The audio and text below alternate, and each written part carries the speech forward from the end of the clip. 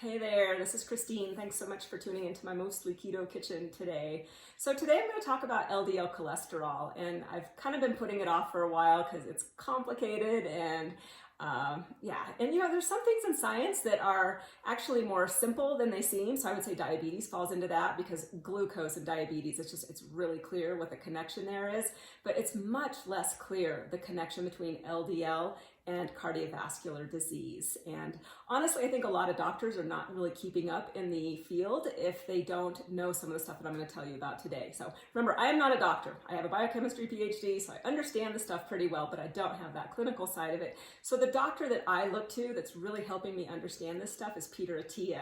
And if you haven't listened to his podcast or haven't checked out his website and you're interested in this sort of stuff, I highly recommend it. You do have to pay a little bit of money to see the show notes on his website, but man, they are awesome. So so what I want to talk about is LDL cholesterol, which I'm going to call LDL-C. So that's what I have here and in the purple. So both the yellow and the purple, they are the exact same thing, and those are LDL-C, and the C stands for cholesterol. Now, what I've done for each of these is I've divided them differently. So you can imagine that's your total LDL cholesterol, is that whole amount. See how it's the same as what we have the amount down here with the purple.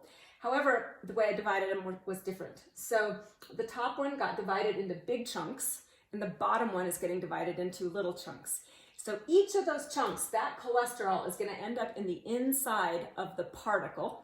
Okay, so there's a particle here and it's going to have triglycerides, cholesterol esters. It's going to have some phospholipids around the outside of it, which is the orange part here.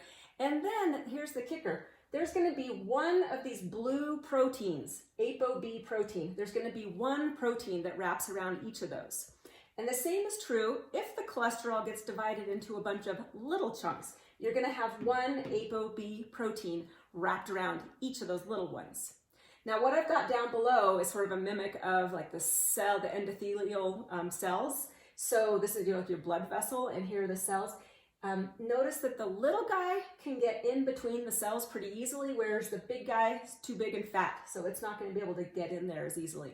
Apparently, that is an important distinction for understanding why a plaque might grow. So you can imagine if this is the blood vessel wall, you could get some sort of buildup in there. That buildup can cause a blockage at some point, leading to either a heart attack or a stroke, depending on where it's located.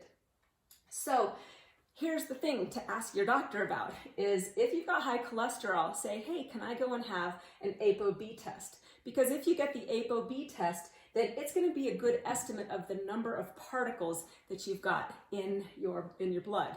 Small or more particles would be a bad thing because that means you've got that cholesterol divided into more small chunks. Okay, so hopefully that was clear.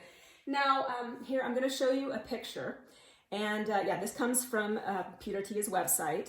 And what it does is we've got on the y-axis, we've got the probability of event-free survival. So the better the situation, the higher up on the graph, means you've got a higher probability of surviving and not having heart attacks. So what you're going to notice is we've got 4 different colors here. So we've got 4 combinations of the different LDL-P. And so let me make sure that's clear to you. The LDL-P is the particle, and the ApoB can represent the number of particles. Okay, so if you've got a low LDL-P, that means you've got a low number of LDL particles. And if you've got low LDL cholesterol, that means that this yellow guy here would be on the small side. Now, in the green, we've got low LDL-P, high LDL-C. You'll notice that the red and the green are very similar to each other, so they've got similar risks.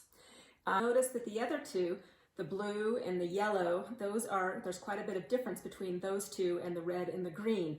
So the blue is high LDL-P, high LDL-C, and then the yellow is high LDL-P, low LDL-C. The thing to note out of those is that both of them are high in the LDL-P. So it doesn't look like the cholesterol amount matters near as much as the LDL-P amount. Now, the way this study was done is through using what's called NMR, and so they actually measured the number of particles. But because of this cool thing about that ApoB and one ApoB per particle, this is an easier test, it's a cheaper test, and it's something that you can go and ask your doctor about. So, which is what I would highly recommend doing. If you've got a high cholesterol number and you're concerned about, and actually even, I shouldn't even say it that way, right? We should all just go and get an ApoB test, because what really matters is, do we have a lot of ApoBs, meaning we have a lot of particles, and that is what would be putting us at higher risk. The cholesterol piece, just looking at LDL-C, that is not as important. And we've just been kind of, I think this is one of those deals where the external pressure, so, the statins are such blockbuster drugs, and what are they really, really good at? They are great at lowering your LDL cholesterol. They also lower your LDL-P, because if you've got smaller amount of the cholesterol, then you're going to make, fewer chunks of the LDL particles. But nonetheless, looking at just the LDL-C is not the place, apparently, to be looking. So highly recommend going and talking to your doctor and finding out if you can go get an ApoB test. And, and honestly, at least the lab in our town, you can just go and ask for an ApoB test without even having a doctor do the prescription or, set it up for you. So that would be a good thing to do if you are concerned about cardiovascular disease. All right, thanks so much for tuning in.